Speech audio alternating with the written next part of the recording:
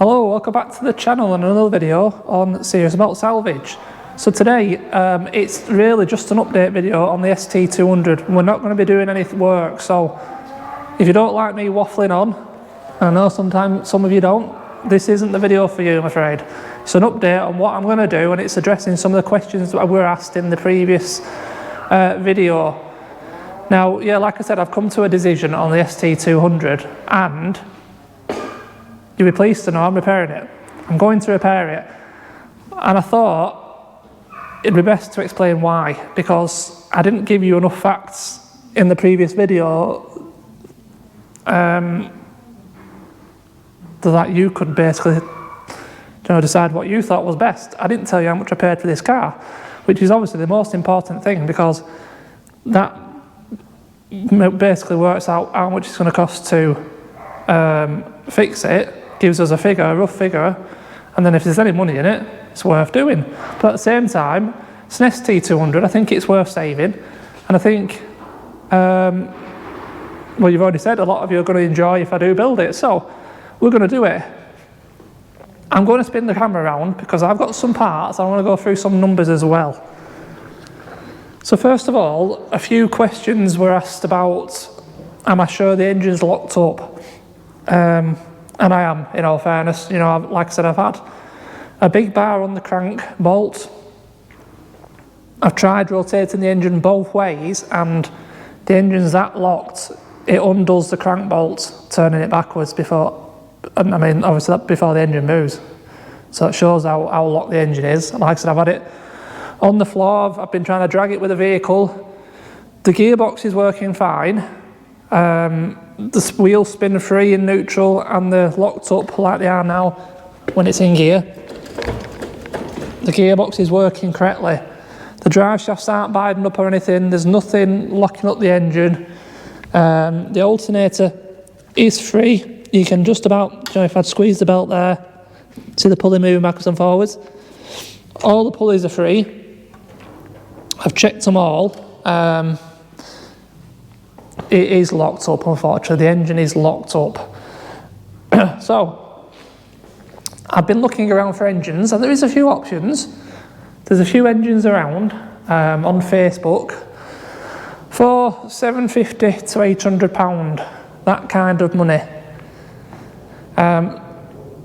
So obviously the major thing here is obviously what I paid for the car. I did mention I think I got it at a good price. I paid, it was £2,500 the bid, and it was out the door at £2,900. So that's literally what I've got in the car stood here right now, £2,900. I mean, if they're going for, or if they're listed for 12 plus thousand on eBay as a clean one, is this worth 8,000? If you go off the usual, 60%, 70% of a clean one, it works out about 8 grand. I might be wrong, might be worth more, might be worth less, I don't know. It's very low mileage, 23,000, but yeah, granted, it's not going to have the original engine in it. Not a lot we can do about that, but from everything I've read and everything everyone's told me, the engines are identical in the ST180s and these. It's the gearbox and various other bits and pieces, so I mean, I don't think that really matters. As long as I get a low mileage engine, it's in good condition, I think. I mean, well, it's the way it's going to have to be, isn't it? Other parts for these cars aren't expensive. Luckily, I've got a bumper here, so that saved me £300. The only other then stumbling block is the seats. And again, from what people have said in the comments, there's two differences. Whereas, obviously you've got your leather bolsters here on your ST seats, ST badge, that's all fine. The middle part is like a grey fabric on the normal ST. On the ST200 it's black, but also around like the edges about here, there's a red stitch that goes right round. They're the two differences. Now, like I said in the previous video, I can quite easily get a good seat company to dye the fabric black, and they could even put in that red stitch. I've had seats repaired that have blown the airbags out the side, and they've been absolutely identical to factory. They're really, really good. Yeah, it'll cost a bit of money, but it would make them seats then identical to the ST200 seats. There'd be no way of telling, as far as I know. So that's possible. I mean, I know someone who did sell a set of ST200 seats recently for £600.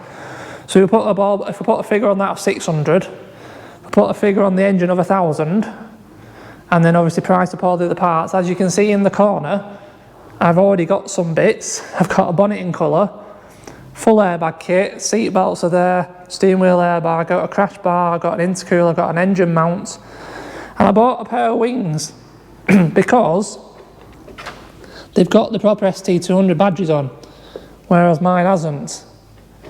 And this passenger wing has got a dent in it. So them wings were £20 each. I couldn't say no to them wings. I got the bonnet, the wings, dashboard, all the airbags, seat belts, crash bar, engine mount, intercooler, all this, £190. I mean, I can't say no.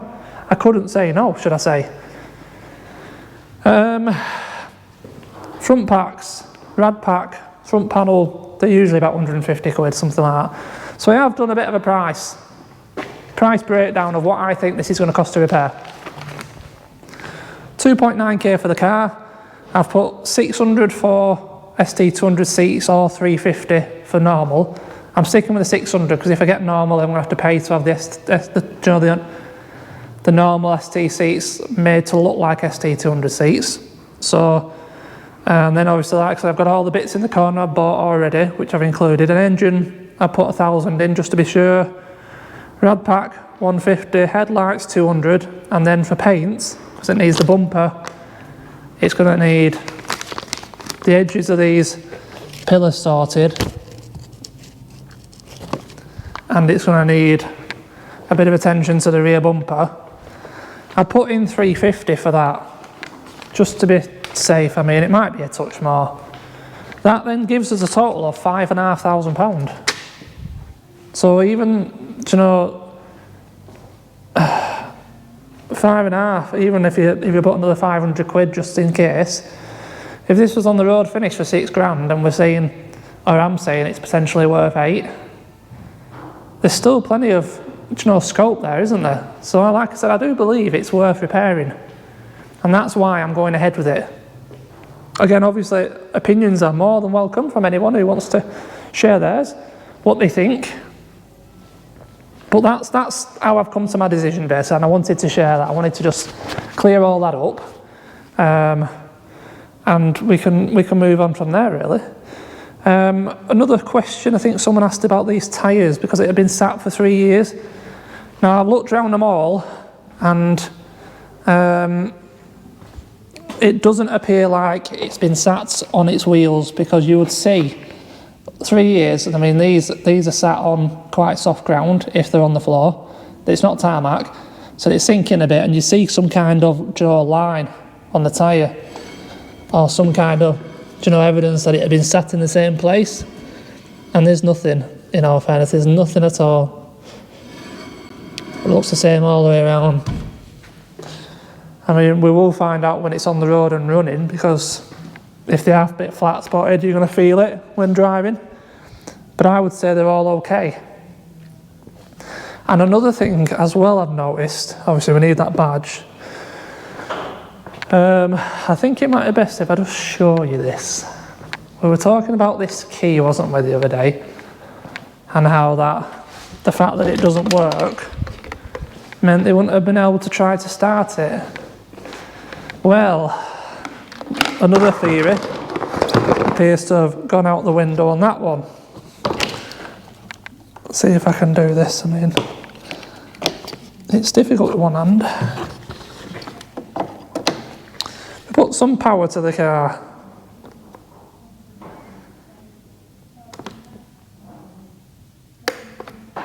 Yeah. Key in hand. No buttons work. Could be anything, probably battery's dead in it, in all fairness. But if we go inside, like I said before, 23,000 miles. You try and press the start button. No key detected. If I hold it up to the side, I might need to press the key again. I can't do it. And of course, the booster. The boost pack turns itself off. It's a bit annoying.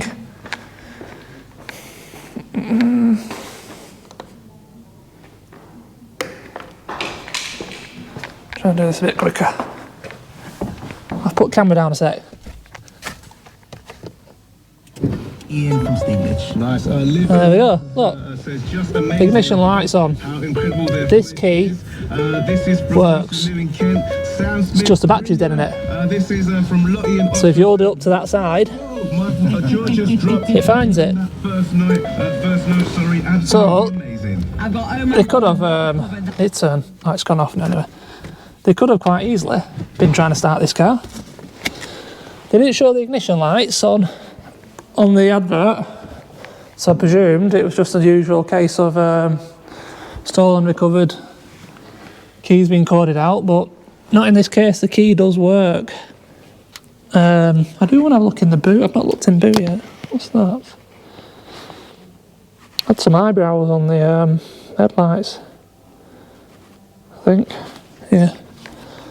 So yeah, the key does work for the car. So I mean, one side of it is that saves a bit of money.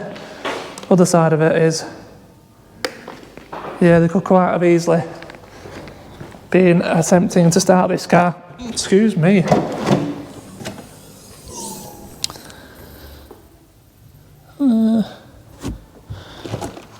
Anything? Oh, the other lights in here as well. The floor mat. Something's been having a nibble to yeah, there's some mouse droppings of some type in there, so something's been in there nibbling on a kitchen roll. Oh well. So yeah, I wanted to show you that the key does actually work. So yeah, maybe they've been trying to start it, maybe they haven't. Who knows? Who knows? We don't know. No one knows. Except for whoever was driving it when it was crashed. And the salvage yard staff. Anyway, yeah, I mean, there's not really much more to say. I think that is it. We don't need a screen. The screen is perfectly fine. So yeah, like I said before, I mean, most parts for these cars are not expensive at all. The main bits, yes, bumpers, engines, granted, but things like this inlet manifold being damaged, oil cooler, most of this stuff, if not everything, is going to come on the replacement engine, because I will only buy a complete engine. I won't buy one that's been stripped. And then everything, there's literally nothing then to swap over. So that gets rid of most of our issues in here then, and then it's a bit of straighting on the chassis leg. It looks like it needs an airbox. So there is a few additional little bits and pieces, but yeah, I mean, that's where I'm up to with my thought process anyway. If I've missed anything, do please say something. But yeah, I think, like I said, I've got some parts. I'm deciding which engine I want to go for. But I mean, it's going to be great video, great content for you guys. Hopefully you all tune in and watch, because it does get me a bit of money back from the old videos. Not going to lie, it's a massive help, you guys watching these videos. It means I can take risks like this. And on the subject of risks, I bought a vehicle today. It's actually coming here tomorrow with a type of damage we've never seen on this channel before. And it's a nice car as well. So I'm hoping you guys are going to enjoy that. I might put a little bit of a teaser up as a picture in the community section for you all to have a guess. Maybe tomorrow when it gets here. It's one of them go big or go home kind of situations, I'm afraid. Just like this was, in all fairness, but that's what salvage cars are about.